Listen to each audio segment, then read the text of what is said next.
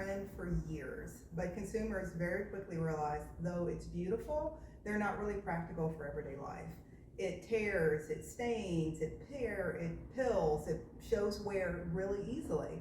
Well, you've probably also noticed, though, that what's been very on trend, thanks to designers like Shea McGee and Leanne Ford, are these really beautiful, light, bright, open spaces that are featuring a lot of fabrics and creams and linens and naturals. So they're beautiful, but they don't necessarily wear very well for an active home, but we're seeing them everywhere. So what gives exactly? What has happened is that manufacturers, led again by these sort of high-end designers, have worked with fabric mills to create performance fabrics that look like the linens, that look like these super light, amazing fabrics, but that actually wear like iron. So even though these fabrics are really durable and really great for an active family, they still do occasionally need to be cleaned. And today we're kind of going to focus on the best ways to clean the performance fabrics in your home. So let's talk first about what we mean exactly by performance fabrics. Performance fabrics can vary from natural cottons to a man-made polypropylene. The word performance doesn't define the material as much as it defines the characteristics of the material.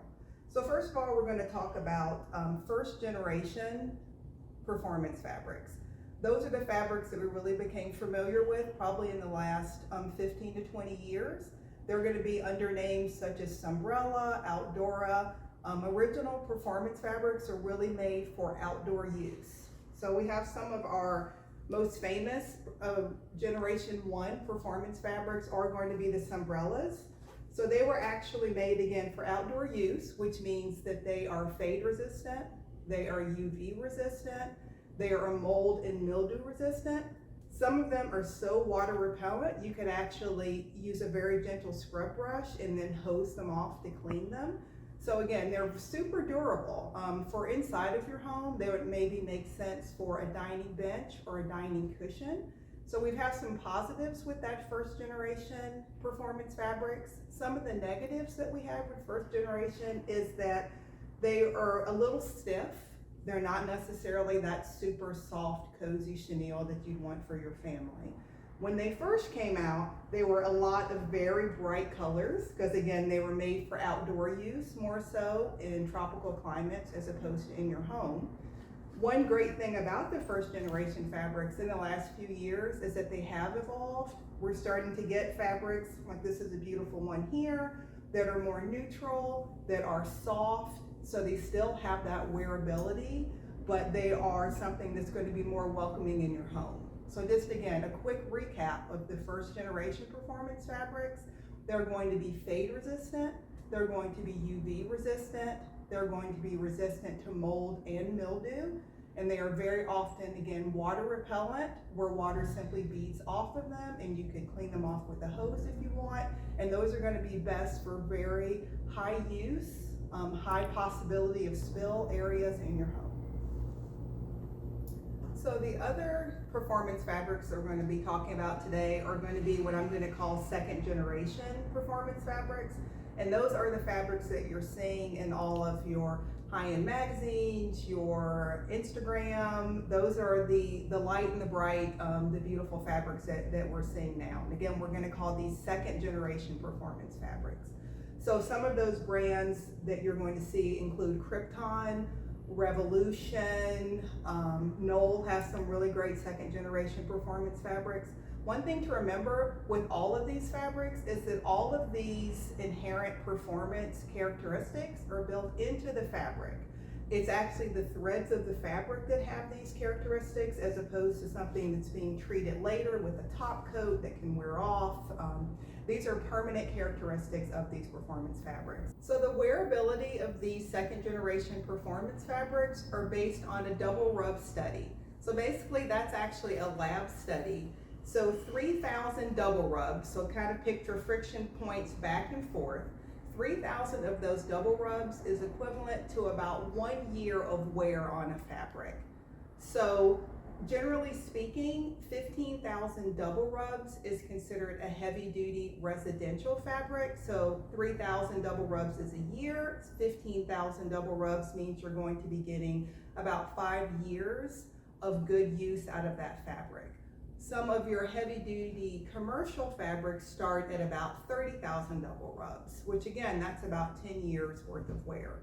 One of the amazing thing about the performance fabrics that we're seeing now is that generally speaking, they start at about 50,000 double rubs, all the way up to, we've got some of these really beautiful lighter fabrics and these sort of patterns in different colors that have 100,000 double rubs. So think about that. 3,000 double rubs is a year. 100,000 double rubs means that some of these fabrics are rated to last in your home for 30 years. So that's really incredible.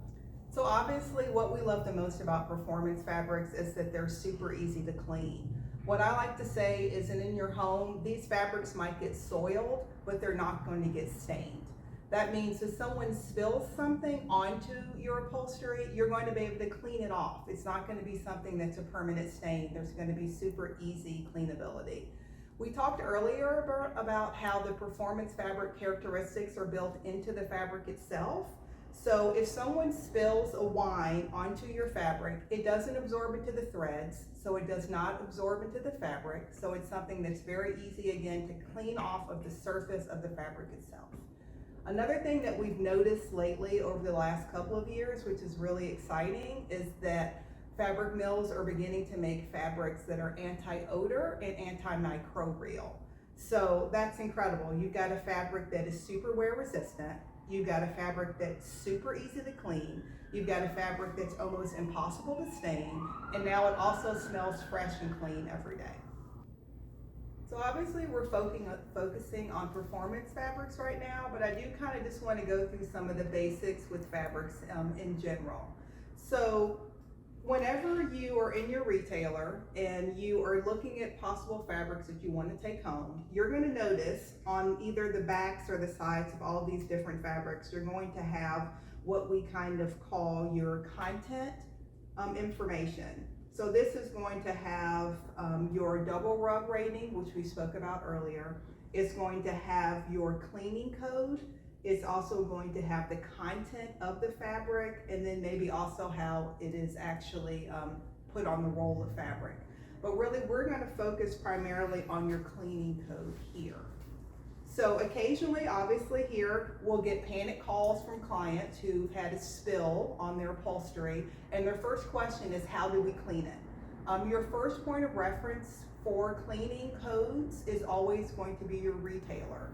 And then most manufacturers will also include that sort of content information on your actual piece of upholstery. If you lift up the cushion on your sofa or look for a tag underneath your sofa, generally there's going to be a tag there that tells you at the very least the name and type of fabric that you have.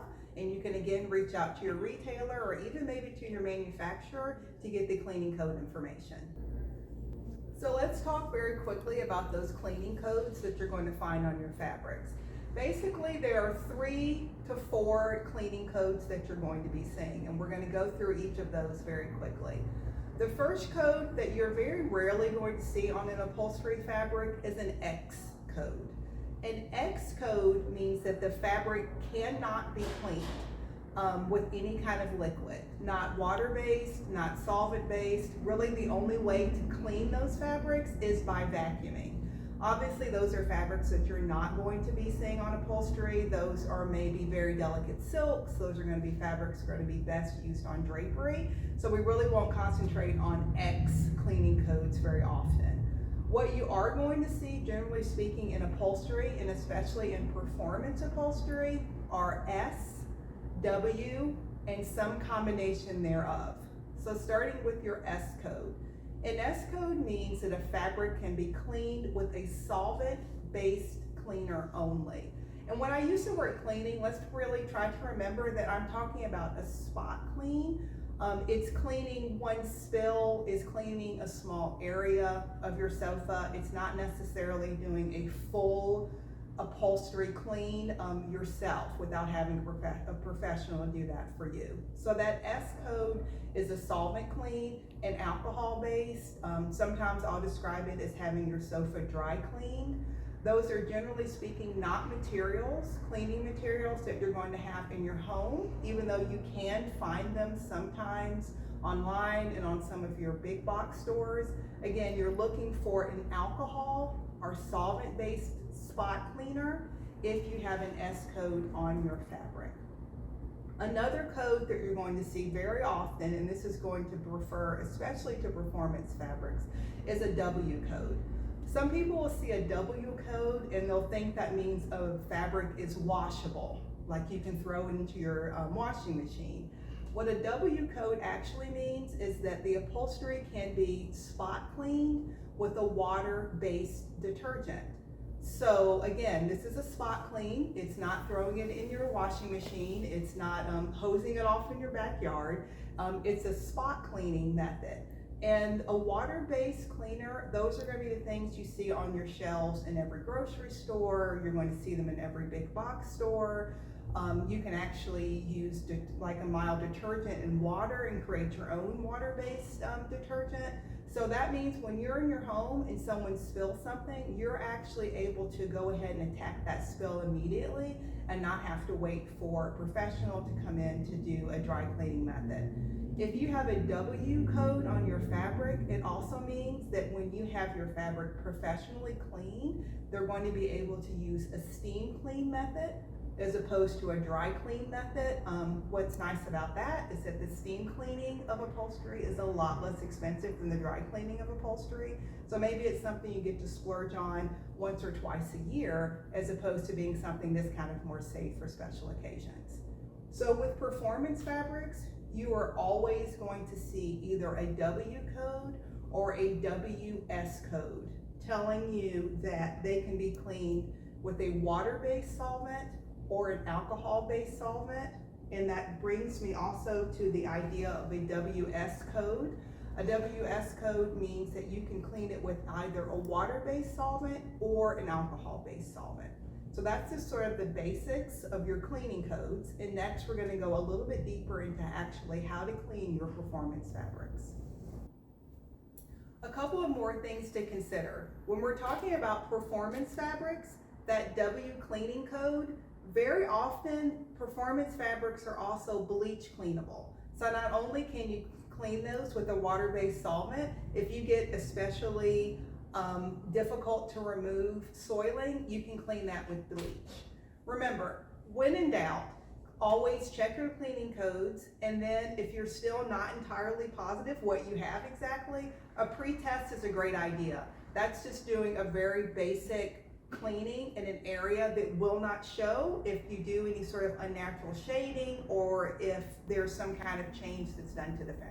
So before we get into the cleaning of performance fabrics, I want to talk to you a little bit about just the general maintenance that you need to do for performance fabrics. All fabrics need maintenance. That doesn't necessarily mean having to spot clean them on a regular basis. It doesn't mean having that annual or biannual cleaning. These are just the sort of things you can do in your home to make your fabric last as long as possible. So first of all, I like to vacuum my fabric about once a week. We are a pretty active household with pets, so there's always going to be sort of dust and grime that comes in that's maybe not something that is visible to the naked eye, but it's definitely there. And what people don't realize is that as those sort of irritants, as that dust, as that soiling sits on top of your fabric, this actually will refer to again to that kind of idea of a double rub. Those irritants sit on top of your fabric, and every time you sit, they rub and they wear, and you're actually losing a lot of years of your wearability by not removing that soiling. So once a week, I like to come through and just vacuum the entire sofa, cushions, top and back, around the sides, everything else of your sofa, again, once a week. Also, because we do have pets, so this is a great recommendation for folks with pets or with small children. Also, after that weekly vacuuming, what I will do is get a clean cloth, damp, wring it out really well, and kind of go back and wipe those high traffic area of your sofa. So that's going to be sort of the tops of your cushions, The tops of the arms maybe along the back of your sofa. If you've got little ones or small pets, maybe closer to the floor, just to kind of remove the things that you can't see again, like dried pet saliva, like dander, like dust and grime. Again, those things that can work their way into your fabric and really make them last a lot less time than they should last. And then what I also recommend once a year, and this is a treat, it's a little bit of a splurge, it might feel like, but once a year, even for my performance fabrics, I will invest in a professional cleaning. So I will call a local cleaner and who will come out to do a steam cleaning, or again, a dry cleaning method, depending on what is ever recommended by your cleaning codes. So really what they will come in and they'll be able to get that embedded dirt that you're maybe not necessarily able to remove on your own. And it's a treat because it really feels like you have a brand new sofa. It really revitalizes, it makes it feel like this is this amazing thing that you've done for your family. Maybe it's a treat that you do right before the holidays or right after the holidays. But once a year I would recommend having that piece of furniture professionally cleaned. So again, a quick recap with performance care maintenance. You're going to want to vacuum it weekly. You're going to want to spend about once a week attention on those high traffic areas. And once a year or so, you do want to invest in a professional cleaning. Today we're going to be cleaning two sorts of performance fabrics. Both are marked with the W cleaning code. One is also marked as bleach cleanable. Please remember to refer back to your content information for your cleaning code. Remember, cleaning your performance fabrics is incredibly simple, something you can do at home. So before we get started, I kind of want to show you the materials that you're going to need to gather in order to clean your performance fabric. Again, check back to your cleaning codes and make sure you have a W or a WS cleaning code before beginning this procedure. And if in doubt, always pre-test in a hidden area first. So the supplies you're going to need for that, you're going to need a couple of different cleaning agents. So this is a mild detergent that can be either a mild dishwashing detergent, is usually the best way to start out. And what you're going to do is for every 32 ounces of water, you're going to use 2 tablespoons of cleaning. So again, this is a very small water bottle. This is about 8 ounces. So I have maybe 2 teaspoons of detergent in this water bottle. And then in this spray bottle here for your fabrics that are bleach cleanable, we are a bleach to water ratio. Again, it's 32 ounces of water for every 2 tablespoons of bleach. This is a smaller container. So in here we have about 2 teaspoons of bleach added to the water.